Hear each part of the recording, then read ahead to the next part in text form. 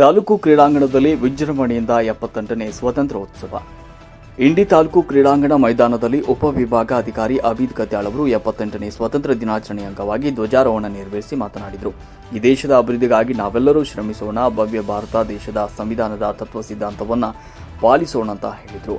ದೇಶ ಅಭಿವೃದ್ಧಿ ಪ್ರಜೆಗಳಲ್ಲಿ ಅಡಗಿದೆ, ಪ್ರಜಾಪ್ರಭುತ್ವದ ದೊಡ್ಡ ಶಕ್ತಿಯನ್ನೇ ಕೊಟ್ಟಿದೆ, ಭವ್ಯ ಸಂವಿಧಾನ ತತ್ವ ಸಿದ್ಧಾಂತಗಳನ್ನು ಪಾಲಿಸೋಣ ಅಂತ ಸಂದೇಶವನ್ನು ರವಾನಿಸಿದರು. ಸಂದರ್ಭದಲ್ಲಿ ಮಾತನಾಡಿದ ಶಾಸಕ ಯಶವಂತರಾಯಗೌಡ ಪಾಟೀಲ್ ಅವರು, ಭಾರತ ದೇಶ ಬಹಳಷ್ಟು ವಿಭಿನ್ನವಾದ ದೇಶ. ಅನೇಕ ಭಾಷೆಗಳ ನಡುವೆ ನಾವೆಲ್ಲರೂ ಸ್ವಾಭಿಮಾನದಿಂದ ಬಾಳಿ ಬದುಕಿದ್ದೇವೆ. ಈ ದೇಶದ ಸ್ವಾತಂತ್ರ್ಯಕ್ಕಾಗಿ ತ್ಯಾಗ ಬಲಿದಾನ ಮಾಡಿದ ಹುತಾತ್ಮರನ್ನ ಇವತ್ತು ನಾವೆಲ್ಲರೂ ಸ್ಮರಿಸೋಣ ಅಂತ ಹೇಳಿದರು. ಉಪವಿಭಾಗಾಧಿಕಾರಿ ವಾಹನ ಮೂಲಕ ವಿವಿಧ ಶಾಲಾ ಮಕ್ಕಳ ಪರೇಡ್ ವೀಕ್ಷಣೆ ಮಾಡಿದರು ಮತ್ತು ಸಾಂಸ್ಕೃತಿಕ ಕಾರ್ಯಕ್ರಮವನ್ನು ಹಮ್ಮಿಕೊಳ್ಳಲಾಯಿತು. ವರದಿ ಲಾಲ್ ಸಿಂಗ್ ರಾಠೋಡ್, ಸುದ್ದಿ 9 ಟಿವಿ ಇಂಡಿ. ಅವರ ಒಂದು ಪಥಸಂಚಲನ ಶ್ರೀ PA 60 ಅವರ ಮುಖಂಡತ್ವದಲ್ಲಿ ನಾಯಕತ್ವದಲ್ಲಿ ಈ ಒಂದು ಪಥಸಂಚಲನ ಕಾರ್ಯಕ್ರಮ ನೆರವೇರ್ತಾ ಇದೆ. ಇದಾದ ನಂತರ ಹೋಮ್ ಗಾರ್ಡ್ಸ್ ಇಲಾಖೆಯಿಂದ ಅತ್ಯಂತ ಶಿಸ್ತುಬದ್ಧಿನಿಂದ ನಯನ ಮನೋಹರವಾಗಿ ಶ್ರೀ ಗೌಲಿ ಅವರ ನಾಯಕತ್ವದಲ್ಲಿ ತಮ್ಮ ತುಕಡಿಯನ್ನ ಮುನ್ನಡೆಸ್ತಾ ಇದ್ದಾರೆ. ಅದರ ಜೊತೆಗೆ ಅವರ ಹಿಂದೆ ಅತ್ಯಂತ ಶಿಸ್ತಿನಿಂದ NCC ಒಂದು ತಂಡದ ನಾಯಕರಾಗಿ ಸಂಪತ್ ಬಡಿಗೇರವರ ಮುಖಂಡತ್ವದಲ್ಲಿ ನಾಯಕತ್ವದಲ್ಲಿ ಪಥಸಂಚಲನ ನೆರವೇರ್ತಾ ಇದೆ.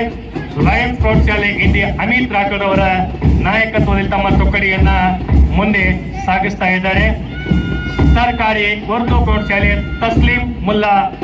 ಕುಮಾರಿ ತಸ್ಲೀಂ ಮುಲ್ಲಾ ಒಂದು ನಾಯಕತ್ವದಲ್ಲಿ ತಮ್ಮ ತುಕಡಿಯನ್ನ ಪಥಸಂಚಲನದಲ್ಲಿ ಮುನ್ನುಗ್ಗಿಸ್ತಾ ಇದ್ದಾರೆ. ಶ್ರೀ ಬಸವೇಶ್ವರ ಪ್ರೌಢಶಾಲೆ ಇಂಡಿ ಕುಮಾರ್ ಗಣೇಶ್ ಛತ್ರಿ ಇವರ ತಂಡದ ನಾಯಕತ್ವದಲ್ಲಿ ಪಥಸಂಚಲನ ಸಾಗ್ತಾ ಇದೆ. ಸಾಯಿ ಪಬ್ಲಿಕ್ ಪ್ರೌಢಶಾಲೆ ಸಂಭ್ರಮದಲ್ಲಿ ನಾವೆಲ್ಲ ಆಚರಿಸ್ತಾ ಇದ್ದೀವಿ. ಈ ದೇಶದ ಸ್ವಾತಂತ್ರ್ಯಕ್ಕಾಗಿ ತಮ್ಮ ತ್ಯಾಗ ಬಲಿದಾನವನ್ನು ಮಾಡಿರ್ತಕ್ಕಂಥ ಎಲ್ಲ ಹುತಾತ್ಮರನ್ನ ಇವತ್ತು ನಾವೆಲ್ಲ ಸ್ಮರಿಸ್ಕೋಬೇಕಾಗ್ತದೆ. ಈ ಭವ್ಯ ಭಾರತದ ಸಂಕಲ್ಪ ಏನ ಕಂಡಿರ್ತಕ್ಕಂಥ ಅವರ ಕನಸು, ಆ ರಾಮರಾಜ್ಯದ ಕನಸು ನನಸು ಮಾಡುವಲ್ಲಿ ನಾವೆಲ್ಲರೂ ಕೂಡಿ ಶ್ರಮಿಸಬೇಕಾಗ್ತದೆ.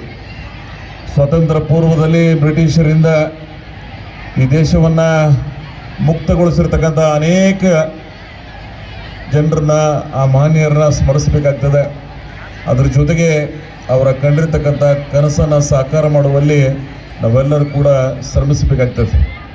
ಇವತ್ತು ಪ್ರಪಂಚದಲ್ಲಿ ಅತ್ಯಂತ ಹೆಚ್ಚಿನ ಸಂಖ್ಯೆ ಇವತ್ತು ಭಾರತ ದೇಶ ಜನಸಂಖ್ಯೆಯನ್ನು ಹೊಂದಿದೆ. ಅದನ್ನು ಸಮರ್ಪಕವಾಗಿ ಬಳಕೆ ಮಾಡುವ ಮುಖಾಂತರ ಒಂದು ಸೂಪರ್ ಪವರ್ ಕಂಟ್ರಿ ಆಗುವ ದೃಷ್ಟಿಯಲ್ಲಿ ಸಾಗ್ತಕ್ಕಂಥ ಪ್ರಯತ್ನ ನಾವೆಲ್ಲ ಮಾಡಬೇಕಾಗಿದೆ. ಆದರೆ ಈ ದೇಶಕ್ಕೆ ಒಂದು ಸಂಸ್ಕಾರವನ್ನು, ಈ ದೇಶದ ಭವ್ಯ ಪರಂಪರೆಯನ್ನು, ಬಹುತೇಕ ಇಡೀ ಪ್ರಪಂಚ ಮೆಕ್ಯಾನಿಸಮ್ ಲೈಫ್ನಲ್ಲಿ ಬದುಕ್ತಾ ಇದ್ದರೆ ಈ ದೇಶ ಮಾತ್ರ ಅತ್ಯಂತ ಭದ್ರತ್ವದಿಂದ, ಪ್ರೀತಿ ವಿಶ್ವಾಸದಿಂದ, ಸಹಬಾಳ್ವೆಯಿಂದ ಬದುಕ್ತಕ್ಕಂಥ ಈ ದೇಶ ಇದು. ಈ ದೇಶದ ಭದ್ರ ಬುನಾದಿಯನ್ನು ಶಾಂತಿಯ ಮುಖಾಂತರ ಇವತ್ತೇನು ಗಾಂಧೀಜಿಯವರು ನಮಗೆ ಪಿತಾಮಹ ಏನೋ ಒಂದು ಸಂದೇಶ ಕೊಟ್ಟು ಹೋಗಿದ್ದಾರೆ.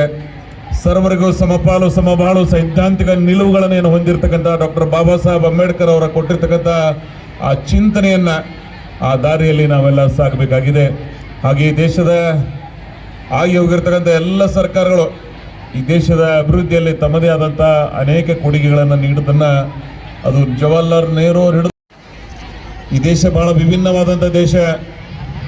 ಅನೇಕ ಭಾಷೆಗಳ ಮಧ್ಯೆ ನಾವಿವತ್ತು ಅತ್ಯಂತ ಒಗ್ಗಟ್ಟಿನಿಂದ ಬದುಕ್ತಾ ಇದ್ದೀವಿ. ನಮ್ಮ ಉಡುಗೆ ತೊಡುಗೆ ಪ್ರತಿ 200-300 ಕಿಲೋಮೀಟರ್ಗೆ ಬದಲಾವಣೆ ಇದ್ದರೂ ಸಹಿತ ನಾವೆಲ್ಲ ಭಾರತೀಯರು ಅಂತಕ್ಕಂಥ ಸ್ವಾಭಿಮಾನದಿಂದ, ಐಕ್ಯತೆಯಿಂದ ನಾವೆಲ್ಲ ಈ ದೇಶದಲ್ಲಿ ಬಾಳ್ತಾ ಇದ್ದೀವಿ. ಅದೇ ಈ ದೇಶದ ವಿಶೇಷವಾದಂಥ ಗುಣ ಅಂಥೇಳಿ ನಾವೆಲ್ಲ ಈ ಸಂದರ್ಭದಲ್ಲಿ ನೆನೆಸ್ತೀವಿ. ಪ್ರಪಂಚದ ಯಾವುದೇ ಮೂಲೆಗೆ ಹೋದರೂ ಸಹಿತ ಇಷ್ಟು ಪ್ರೀತಿ ವಿಶ್ವಾಸವನ್ನು ಹೊಂದಿರತಕ್ಕಂಥ ದೇಶ ಪ್ರಪಂಚದಲ್ಲಿ ಯಾವುದಾದ್ರೂ ಇದ್ರೆ ಅದು ನಮ್ಮ ಭಾರತ ಅನ್ನೋದನ್ನ ಅಭಿಮಾನದಿಂದ ನಾವೆಲ್ಲ ನೆನಪಿಸ್ಕೋಬೇಕಾಗ್ತದೆ. ಇಂಥ ದೇಶದಲ್ಲಿ ಹುಟ್ಟಿದ್ದೇ ಆ ಭಗವಂತ ನಮ್ಮ ಪುಣ್ಯದಿಂದ ಈ ದೇಶದಲ್ಲಿ ನಾವೆಲ್ಲ ಹುಟ್ಟಿದ್ದೀವಿ ಅಂತ ತಿಳ್ಕೊಳ್ಳೋದ. ಶ್ರೀಮಂತಿಕೆ ಮುಖಾಂತರ ದೇಶ ಹೇಳಲಿಕ್ಕೆ ಸಾಧ್ಯ ಇಲ್ಲ. ಮಾತೃತ್ವದಿಂದ, ಹೃದಯವಂತಿಕೆಯಿಂದ ಬದುಕಲಾಗ ಮಾತ್ರ ಈ ದೇಶ ಪ್ರಪಂಚದಲ್ಲಿ ಒಂದು ವಿಭಿನ್ನವಾದಂಥ ಸ್ಥಾನದಲ್ಲಿ ನಾವೆಲ್ಲ ಇದ್ದೀವಿ. ಇಷ್ಟು ದೊಡ್ಡ ಜನಸಂಖ್ಯೆ ಮಧ್ಯದಲ್ಲೂ ಸಹಿತ ಎಲ್ಲ ಇನ್ಫ್ರಾಸ್ಟ್ರಕ್ಚರ್ ಕೊಡ್ತಕ್ಕಂಥ ಪ್ರಯತ್ನಗಳನ್ನು ಮಾಡಿದ್ದೀವಿ. ಅನೇಕ ಜನಪ್ರಿಯ ಕಾರ್ಯಗಳನ್ನು ಕೊಟ್ಟಿದ್ದೀವಿ.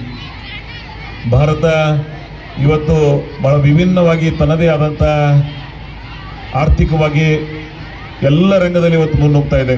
ಅದು ಶೈಕ್ಷಣಿಕವಾಗಿರ್ಬೋದು, ಸಾಮಾಜಿಕವಾಗಿರ್ಬೋದು, ಬಾಹ್ಯಾಕಾಶದಲ್ಲೂ ಸಹಿತ ನಮ್ಮದೇ ಆದಂಥ ಪರಂಪರೆಯನ್ನು ಕೆಲವೇ ದಿನಗಳ ಹಿಂದೆ ನೀವೆಲ್ಲ ನೋಡಿದಿರಿ. ಈ ದೇಶದ ಅಭಿಮಾನವನ್ನು ಚಿಲುಮೆನ ಮೂಡಿಸ್ತಕ್ಕಂಥ ಪ್ರಯತ್ನ ನಮ್ಮ ವಿಜ್ಞಾನಿಗಳು ಮಾಡಿದ್ದನ್ನು ಆ ಎಲ್ಲ ವಿಜ್ಞಾನಿಗಳನ್ನು ಅಭಿನಂದಿಸಬೇಕಾಗ್ತದೆ ನಾವೆಲ್ಲ. ಹಾಗೆ ಈ ದೇಶದ ಭವ್ಯ ಪರಂಪರೆಯಲ್ಲಿ ಭಾಳ ಸಂಸ್ಕಾರಯುತವಾಗಿ ನಾವೆಲ್ಲ ಮುನ್ನಡೆಯೋಣ ಅಂತಕ್ಕಂಥ ಒಂದು ಸಂಕಲ್ಪವನ್ನು ಮಾಡ್ತಕ್ಕಂಥ ಕಾರ್ಯಕ್ರಮ ಇದಾಗಿದೆ.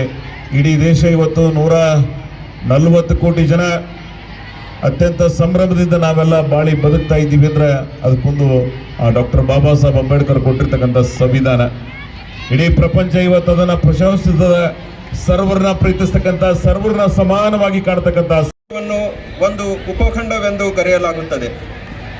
ಒಂದು ಖಂಡದಲ್ಲಿ ಸಿಗುವ ಎಲ್ಲ ವೈವಿಧ್ಯಮಯವಾದ ಭೌಗೋಳಿಕ ಲಕ್ಷಣಗಳು, ಫಲವತ್ತಾದ ಮಣ್ಣು, ವಿಧ ವಿಧವಾದ ವಾಯುಗುಣ, ಅಗಾಧವಾದ ಮಾನವ ಸಂಪನ್ಮೂಲ, ಜಗತ್ತಿನ ಎಲ್ಲ ಧರ್ಮಗಳು, ಅನೇಕ ಭಾಷೆಗಳು ಮತ್ತು ಅನೇಕತೆಯಲ್ಲಿ ಏಕತೆ ಸಾರುವ ನಮ್ಮ ಭವ್ಯ ಸಂಸ್ಕೃತಿಯ ಕಾರಣದಿಂದಾಗಿ ಭಾರತ ಒಂದು ಉಪಖಂಡವಾಗಿ ಕಂಗೊಳಿಸುತ್ತದೆ. ಇಂತಹ ಭವ್ಯ ಭಾರತದ ಸಂಪನ್ಮೂಲಗಳ ಆಸೆಯಿಂದಾಗಿ ಭಾರತಕ್ಕೆ ಬಂದ ವಿದೇಶಿಯರು ಭಾರತಕ್ಕೆ ದಾಸ್ಯದ ಸಂಕೋಲೆ ತೊಡಿಸಿ ತಮ್ಮ ದೇಶವನ್ನು ಶ್ರೀಮಂತಗೊಳಿಸಿಕೊಂಡಿದ್ದಾರೆ. ನಮ್ಮ ದೇಶ ಪರಾಧೀನವಾಗಲು ಅತಿ ಮುಖ್ಯ ಕಾರಣಗಳಲ್ಲಿ ನಮ್ಮಲ್ಲಿದ್ದ ಏಕತೆಯ ಕೊರತೆಯೂ ಒಂದು ಕಾರಣ. ದೇಶದ ಜನರು ಒಗ್ಗಟ್ಟಾಗಿದ್ದರೆ ಮಾತ್ರ ದೇಶಕ್ಕೆ ಸ್ವಾತಂತ್ರ್ಯ ಸಿಗುತ್ತದೆ ಎಂದು ಅರಿತ ನಮ್ಮ ದೇಶದ ಸ್ವಾತಂತ್ರ್ಯ ಹೋರಾಟಗಾರರು ದೇಶದ ಸ್ವಾತಂತ್ರ್ಯಕ್ಕಾಗಿ ತಮ್ಮ ಸರ್ವಸ್ವವನ್ನು ತ್ಯಾಗ ಮಾಡಿದರು. ಅಂತಹ ಪ್ರಾತಸ್ಮರಣೀಯರ ತ್ಯಾಗ ಬಲಿದಾನಗಳ ಪ್ರತಿಫಲವಾದ ಈ ಸ್ವಾತಂತ್ರ್ಯ ಮತ್ತು ಈ ಸ್ವಾತಂತ್ರ್ಯ ದಿನಾಚರಣೆಯನ್ನು ಅವರ ಒಂದು ಸ್ಮರಣೆಯೊಂದಿಗೆ ಆಚರಿಸೋಣ. ದೇಶವೆಂದರೆ ಬರೀ ಭೌಗೋಳಿಕ ಎಲ್ಲೆಗಳಿರುವ ಪ್ರದೇಶವಷ್ಟೇ ಎಂದು ಭಾವಿಸುವ ನ್ಯಾಯ, ಸಮಾನತೆ, ಸ್ವಾತಂತ್ರ್ಯ ಮತ್ತು ಭಾತೃತ್ವದ ಬೋಧನೆ ನೀಡಿದೆ. ಈ ತತ್ವಗಳನ್ನು ಪಾಲಿಸಿದಲ್ಲಿ ಮಾತ್ರ ನಾವು ನಮ್ಮ ಸ್ವಾತಂತ್ರ್ಯ ಸೇನಾನಿಗಳ ಆಶಯ ಈಡೇರಿಸಬಹುದು. ಆದ್ದರಿಂದ ಈ ಭವ್ಯ ಸಂವಿಧಾನದ ಎಲ್ಲ ತತ್ವಾದರ್ಶಗಳನ್ನು ಪಾಲಿಸೋಣ. ದೇಶ ನಮಗೇನು ಕೊಟ್ಟಿದೆ ಎಂದು ಕೇಳುವ ಮುಂಚೆ ದೇಶಕ್ಕಾಗಿ ನಾವೇನು ಕೊಟ್ಟಿದ್ದೇವೆ ಎಂದು ಕೇಳಿಕೊಳ್ಳೋಣ. ದೇಶದ ಅಭಿವೃದ್ಧಿಗಾಗಿ, ಅಂದರೆ ನಮ್ಮ ಅಭಿವೃದ್ಧಿಗಾಗಿ ನಾವು ಶ್ರಮಿಸೋಣ. ನಮ್ಮ ಘನ ಸರ್ಕಾರ ಜನರ ಅಭಿವೃದ್ಧಿಗಾಗಿ ಅನೇಕ ಯೋಜನೆಗಳನ್ನು ಹಮ್ಮಿಕೊಂಡಿದೆ. ಅನ್ನಭಾಗ್ಯ ಯೋಜನೆಯಡಿ ಇಂಡಿ ತಾಲೂಕಿನಲ್ಲಿ 2,25,254 ಜನ ಫಲಾನುಭವಿಗಳಿಗೆ ಜನವರಿಯಿಂದ ಇಲ್ಲಿಯವರೆಗೆ 22,24,00,000 ಹಣ DBT ಮೂಲಕ ಬಿಡುಗಡೆ ಮಾಡಲಾಗಿದೆ. ಶಕ್ತಿ ಯೋಜನೆಯಡಿಯಲ್ಲಿ ಜೂನ್ 2023ರಿಂದ ಇಲ್ಲಿಯವರೆಗೆ 78,87,000